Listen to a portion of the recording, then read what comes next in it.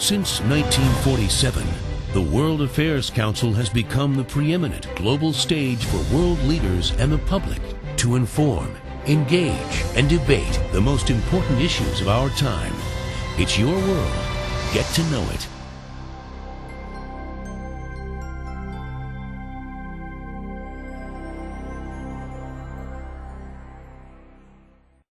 I studied law at university, and I quite quickly discovered that I didn't want to be a lawyer. And I joined the BBC after that and stayed there for 10 years. But actually, when I was at school, I remember saying to my careers mistress that I wanted to be a writer. And she said, well, that's very hard, and it's going to be very difficult for you to make a living like that. So I said, well, I'd like to do it anyway. And at that time, I was studying languages. And she said, well, what about becoming a translator, instead? And this is sort of girls' education all over, isn't it? So she said, how about becoming a translator instead? So I said, oh. I said, well, I rather thought I'd write the books that were translated. And she said to me, I've never heard such arrogance in my life. Wow. I have to say, though, since this is going to be a podcast, that I have seen her since, and she's incredibly proud of all that I've done, and we've all forgotten that particular That must have been a great moment. But and I've been back to my school to speak and encourage many girls to go into this very unstable career path. But I would have become a writer earlier. It's just that life takes you on different paths, and actually none of it really matters, because writing is one of those very few career options that benefit from experience. So. Better write better later, as it were. And do you feel there are things that you can achieve through fiction that you couldn't achieve through journalism? Yes, I do. Journalism had many frustrations for me. I mean, there were many things I loved about journalism.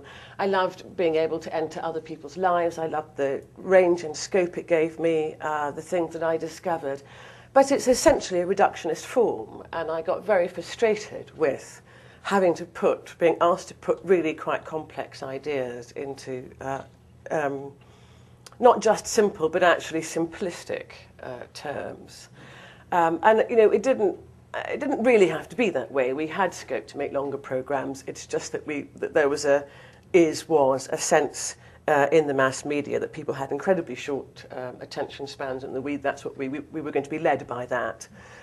I found it very frustrating, and I also got very frustrated with certain stories that I was covering. Particularly with Africa, there was only one story out of Africa, and it was the story of victimhood. And I got very frustrated with that. And I also could see that people really were literally switching off. There was such a thing as empathy fatigue. We were creating it whilst telling ourselves that we weren't. And I really wanted to tell, in particular, African stories in a different way. I remember talking to one of my editors. I was a presenter, reporter, and documentary maker when I was there. And I talked to one of my editors about a small place called Darfur that nobody had heard of at the time.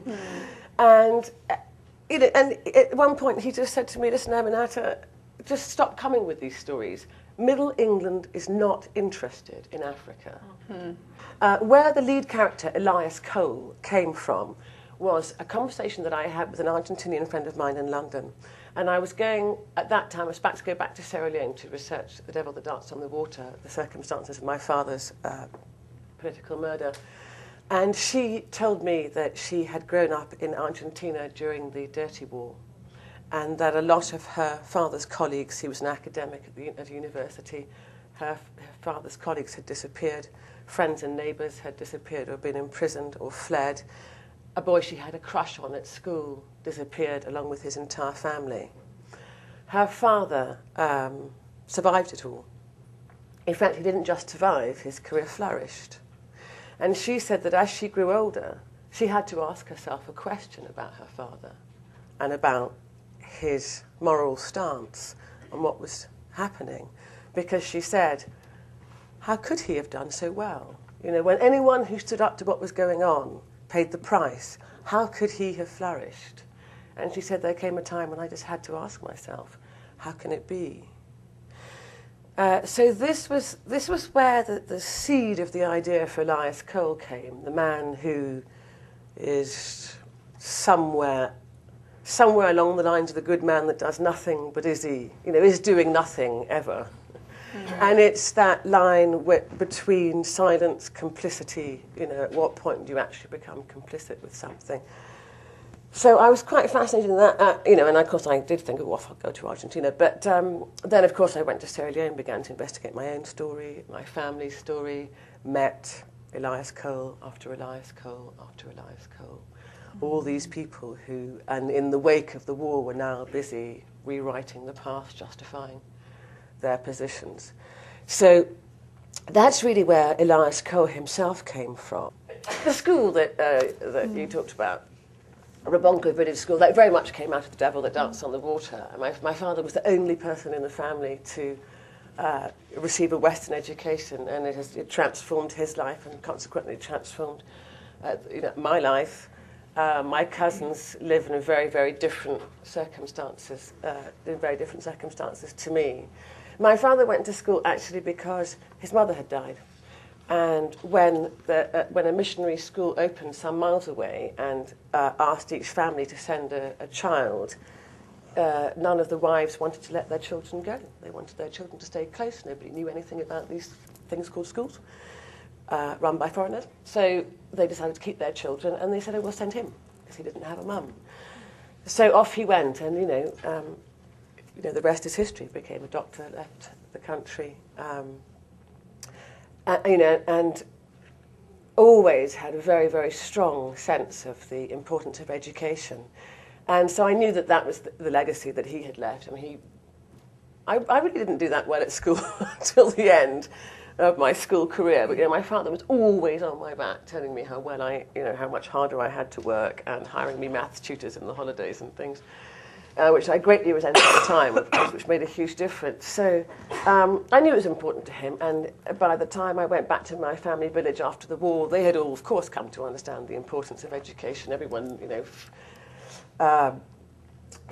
50 years, 60 years later, everyone understood why you needed a Western education. So I was asked to help, and actually we decided quite simply that the amount of money it cost to send one child from the village to go to school somewhere else would actually cover the cost of a teacher going to the village. So we decided to pay for a teacher.